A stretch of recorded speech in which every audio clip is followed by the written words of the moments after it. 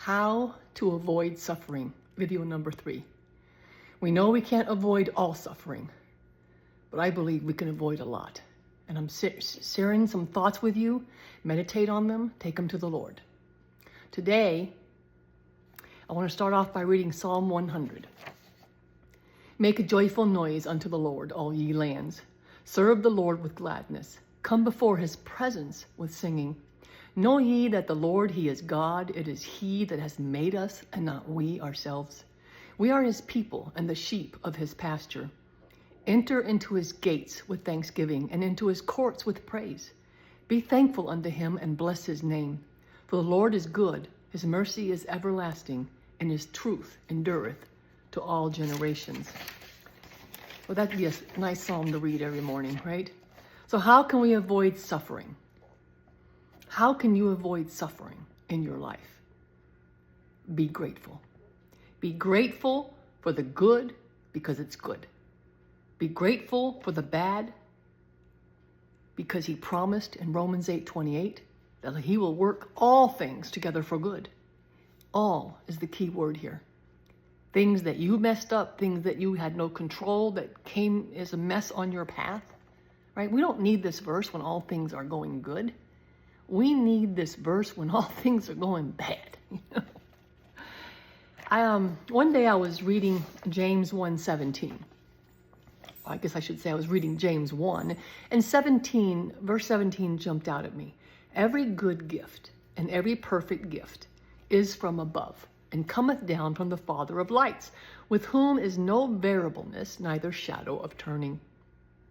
I was wondering then, why did God say every good gift and every perfect gift? Why did he separate them? Why didn't he just say all gifts? All gifts come from above. I then asked the Lord this question, and this is what he told me.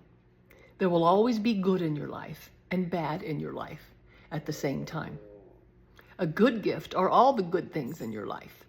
A perfect gift are all the trials and tribulations I allow you to go through, because they are designed to do a perfect work in you, so that you may be perfect and entire, lacking nothing.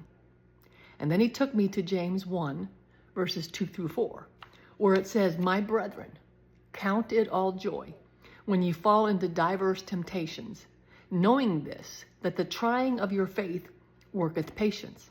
But let patience have her perfect work, that ye may be perfect and entire, wanting nothing.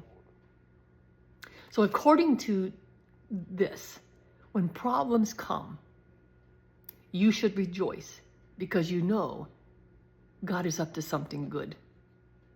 And when his work in you is done, you will be perfect and complete, lacking nothing. You shouldn't also be surprised when problems come into your life or think that God is upset with you.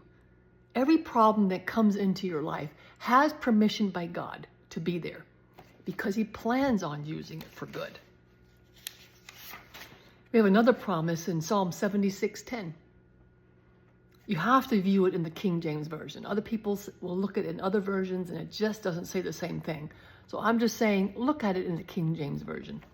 The wrath of man shall praise thee. The remainder of wrath thou shalt restrain. What is the wrath of man? Bad things in your life. It shall praise you, meaning it's going to be for your good. If God allowed it, that evil, that bad thing on your path will be used for good. And look at the second part. The remainder of wrath thou shalt restrain. You know what this means? That when bad things get thrown on your path, and you can bet those are all from the enemy. God doesn't throw bad things on your path. It's the enemy. It's Satan himself that does that. And God will look at that and say, you know what? I'm going to allow this portion because I can use that portion for good, but this portion I cannot. And so I will restrain it. I won't allow it. What a promise. I mean, right now we can go home and just rest in that, right? But I'm going to end it with one testimony. About 8 years ago, I was diagnosed with breast cancer, and I had a hard time with it. I went to a healing minister. I cast it out. I ate healthy. I don't know. I was trying to get rid of it. with everything I knew what to do.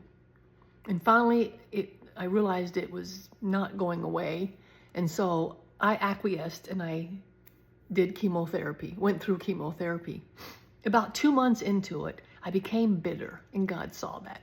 Not necessarily bitter at him, just bitter at the whole situation.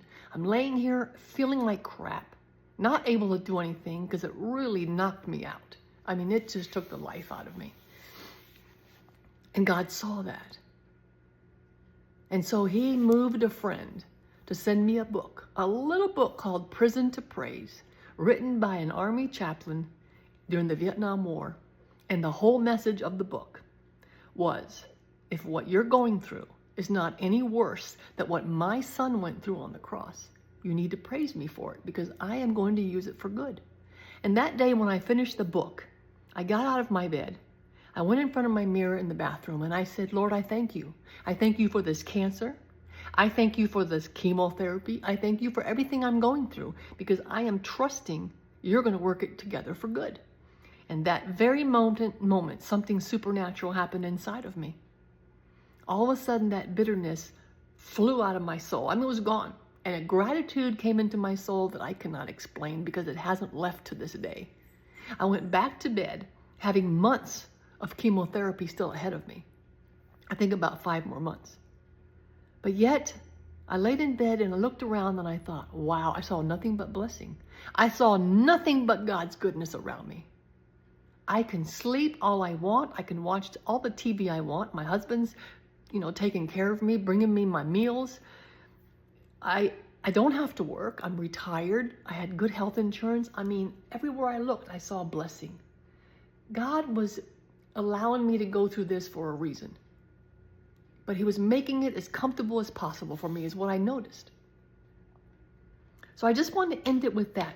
No matter what you're going through, I'm telling you, if you get up and start praising God for it, supernatural things will happen. Either something will happen in your soul. Either he'll make it go away, I should say, or something will happen in your soul where you will no longer be under it, but flying over it. Like the eagles flying over a storm. When a storm comes, the eagle flies above the storm, so it doesn't bother them. So that's one way you can avoid suffering. Keep a grateful heart. Every day, thank God for your blessings and focus on them because I'm telling you, you will receive what you see, what you look for.